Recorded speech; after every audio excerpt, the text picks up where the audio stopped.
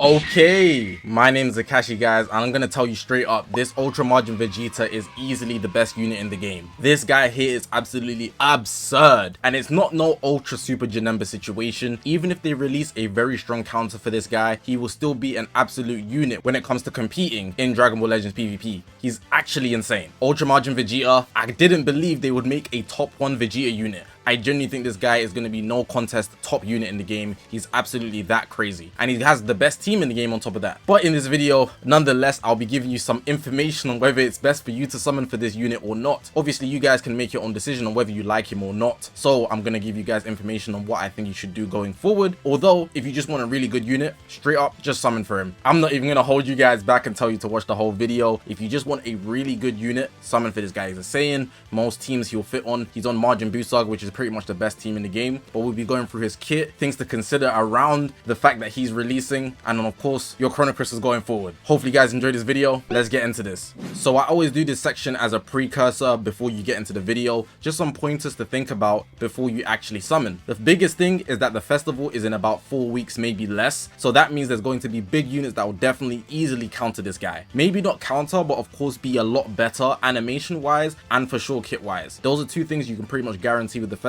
Is the second biggest celebration of the year, if not the biggest. Second would be to the anniversary, but I think the festival is definitely bigger than the festival, and the quality of units they release are definitely better too. Outside of that, mainly around your Chrono Crystals, if you did summon for this guy, how many would you be left with? Do you even have Chrono Crystals in the first place? If you don't have any Chrono Crystals, if you summon for Majin Vegeta, you might get one copy, right? Cool, you got your one copy, you got lucky, but now you got nothing and you probably just be heading for another copy. And in a lot of cases, having just one copy isn't enough in PvP. So is it then worth it for you to get it, or would you prefer to save up and then get something better slash bigger, overall more fantastic in the festival? It's up to you. Of course, Ultra Margin Vegeta might be your guy, but I'm just giving you guys the thought process of what you should consider going forward. And then the final thing I really want to say is that you should very much watch showcases before you summon. Right now in this video, I am saying he's the best because I've looked at his kit and his kit is absolutely absurd, and he's also on the best team in the game. Even if he was mediocre, he'd be getting uplifted by such a good team, Majin Vegeta, but he can be run with a lot of other units as well, so he's going to stand out nonetheless. But just in the scenario, he's somehow an absolute flop, which is like 0% chance, by the way. I've looked at his kit and you guys will see it in the next segment. If he is trash, just in case, take your time. You're not a content creator, there's no rush for you. Watch showcases. The showcases, people will make the fall for you. I myself, I'm already summoning. I'm gonna say that later, but I'm already summoning. We'll be doing a showcase. So if you want to know whether he's actually good and how he plays in PvP, please watch showcases before you just decide to jump in and summon, because you will get a better feeling of what the unit can do in PvP than if you just summon and then you feel like they're lackluster. You know, you want to really make sure you're getting what it was spoken to be. But yeah, that's everything for the precursors. Let's get into reading the kit. So we have his kit here. If you want to read the whole kit, you can obviously bring it up yourself. This is the dble.bn-ent.net website. It's the official website where they always show the kits of the new units. And I'll be gliding through basically the key parts of his kit. So I won't read every single line because I'm not trying to bore you. It's pretty much a summary of the core elements so you can get a feel of what he can do. So yeah, let's get into this. First, we got to start up here. His element, he's yellow. Here are his tags: Saiyan, Super Saiyan 2, and Vegeta Clan. He is not a powerful opponent, so just keep that in your mind. And he's obviously from Majin Vegeta. Going into his Z abilities, so you can see the first one here. It says 28% to Majin Vegeta, strike, attack, and defense. Then it goes up to 30%. So this is the one everybody will pretty much have. He gets Majin Vegeta and Saiyan, so that's what he's going to have for most cases. You get him to 6 stars. You will get the ultimate and awakened damage inflicted by episode Majin Vegeta, and then 38% to episode Majin Vegeta or tag Saiyan base strike, attack, and defense during battle. Then up here, it's 42%, you know, 5% here, but 42%. Instead of the 38%. So that's his Z abilities there. The Ultra ability is based on Majin Vegeta. That's very important to note. So if you're not running him on the leader slot, you need to have him around Majin Vegeta units, otherwise he won't get the max out of his Ultra ability. On his strike, he has blast armor, and every time he hits one, he's going to give the enemy 100% chance to inflict a heavy bleed.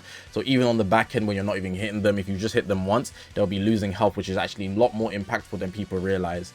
Then down here in the blast, every time he hits a blast art, he's going to increase their strike arts by 30. And this is very useful because it forces them to use more blast arts, and later on you'll see that he has a counter, UGB's counter pretty much. Going into the blue card here, you can see it deals massive impact damage. You get 30% special move damage inflicted for 3 timer counts, which cannot be cancelled, which is pretty good. So you're going to always keep that damage when you're doing it. And also it takes away their health restoration for 10 timer counts minus 50%, but that can be cancelled, so just bear that in mind. Then down here, depending on if the uni gauge is full, I'm going to tell you from in advance, it just fills when he's standing in the battlefield. But he draws a special art, so from doing the blue card, he gets a green card, and then he's going to get plus 30% special move damage as well in addition. And then he inflicts enemy attribute downgrade plus 5 to sub count for 10 timer counts, which is obviously an inconvenience for the enemy. But getting up to 60% just off your gauge being full is super good, and getting a green card for free ski unlimited times is obviously super valuable too. Also, just to note, it has blast armor, so it's the charging forward type. Here we have the green card, and the green card, I believe it's an explosive green, so just bear that in mind. But here you can see it applies the following effects when he activates it. So he's going to draw 2 new cards if he has 3 or fewer, get 50 ki, which is really good, in damage inflicted, which can be cancelled, so just bear that in mind. Then applies the following effects to self if it hits. So he's going to get nullify, cover change, where he cover null, which is good, and none of his cards can get destroyed, which is actually super impactful. I find my cards are getting destroyed a lot when I'm fighting Turlers. Also, on the damage that he's giving out and taking, he'll be type neutral if he's fighting somebody that is red. So you don't have to worry about that for 10 timer counts after popping the green card. And like I said, it's the explosive green type, so you can combo everything into it, which is valid. Here we have the ultimate art, and it's really good. You get 40% damage inflicted, ultimate damage inflicted, which cannot be cancelled. You're going to nullify endurance for 20 timer counts, so kind of like Ultra Super Gogeta. Hitting the ultimate keeps you with the nullify endurance for a decent time as long as your buffs don't get cancelled. And you can cancel on attribute downgrades, and it inflicts no switching. Now this guy's yellow, so you can clearly see they're trying to kill UG4. They did that intentionally. Yeah, they're trying to nuke him. He's pretty much already out, on his way out, you know. But the no switching is very severe because you can't save yourself once that activates, you know. Here, in the scenario that the unit gauge is full in addition, plus 20% ultimate damage, so you get more. You can get up to 60%, which is dope. Reduces the enemy ki by 100, which is obviously a big deal. And then cancels enemy attribute upgrades and buff effects. So you don't even have to hit it. It's literally just on the activation, which is dope. Half of the damage inflicted will also be dealt to enemy members on standby, so it's an AoE as well. It's going to be half of whatever damage you deal, and it can't cause them to be defeated. That should be obvious. But instead of blast armor as well, they gave him the nullify blast arts, which is actually super impactful.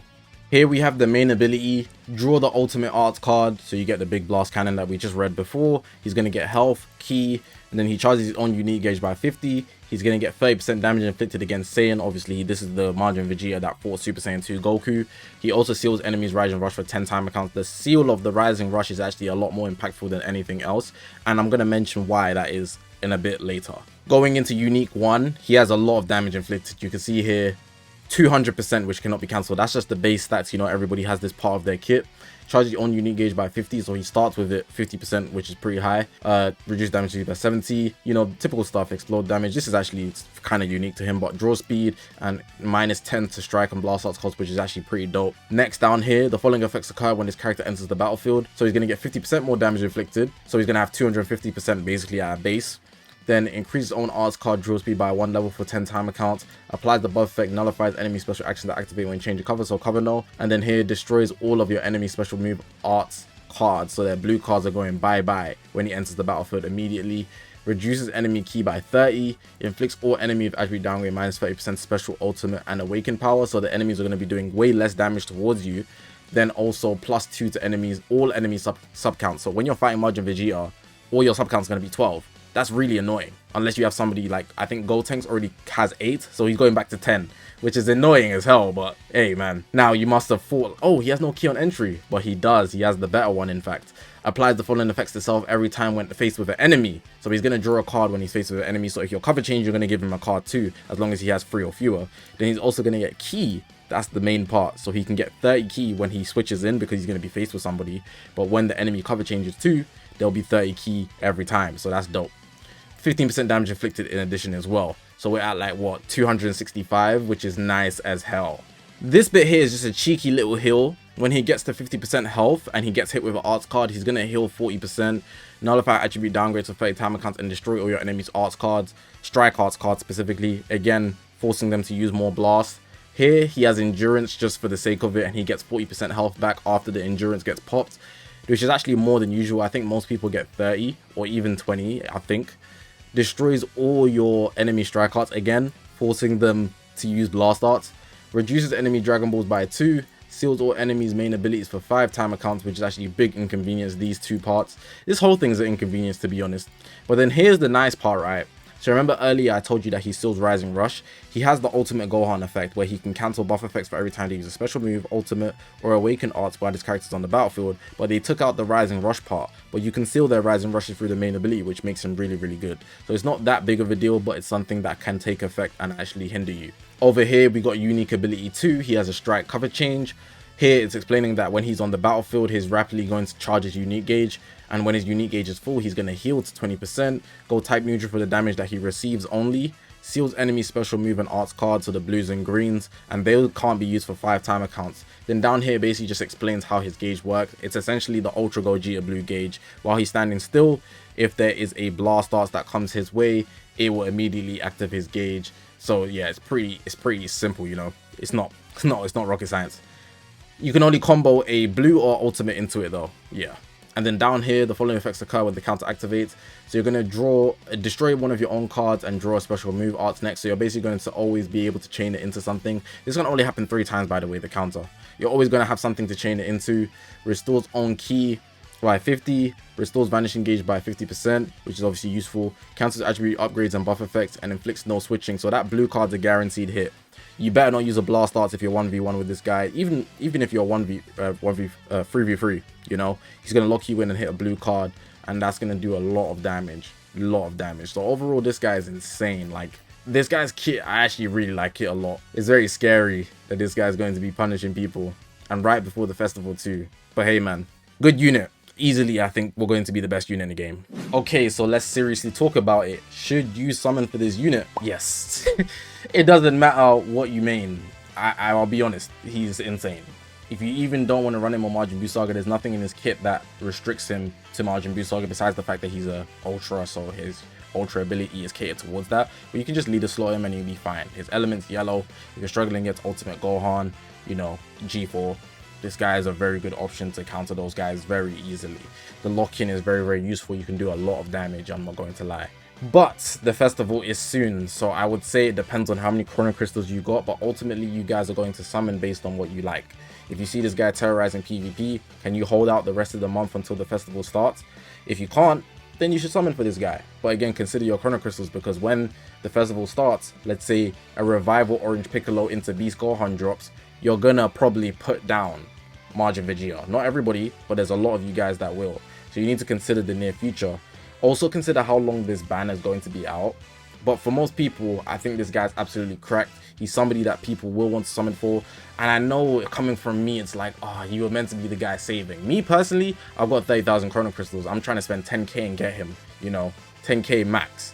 If I have to spend more, I might have to, but hopefully I can only spend 10k and I get him and I'm good. But I've been saving, so I have the Chrono Crystals, I have the leverage to spend and still be okay for the festival, but I know a lot of you guys don't. So openly I'm saying this guy's worth summoning for. Ultimately you guys should summon for what you enjoy, but this unit here is cracked. I'll tell you that for free. But do you think the what will drop in the festival is more worth it? And that's the question you need to answer for yourself. That last segment should kind of cover the grounds that I'm going to be summoning. I already said it earlier in the video as well. I will be summoning. So if you're wondering if you get a showcase from me, you will. Will you get a summon video from me? You will. I'll be live summoning on the channel.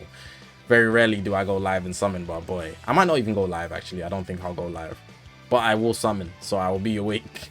And yeah, I think that's good enough for me. So yeah, I will be posting a video. You guys look out for that. If you guys are summoning, good luck to you. But that's going to be the end of the video, man. Hopefully you guys did enjoy this video. Good luck to the guys summoning, and if you're not summoning, you got really good willpower, man. I respect you a lot. You probably just don't care about Ultra Majin Vegeta either. Festival is soon, so look out for that. It's going to be a big deal within the next 4 weeks. Just hold out, be strong, man. Be strong, man. If you haven't already, make sure to press that subscribe button. We're on this grind to 200,000 subscribers. I appreciate you guys for watching, man. My name is Zakashi, guys, and I'll see you guys in the next one, man.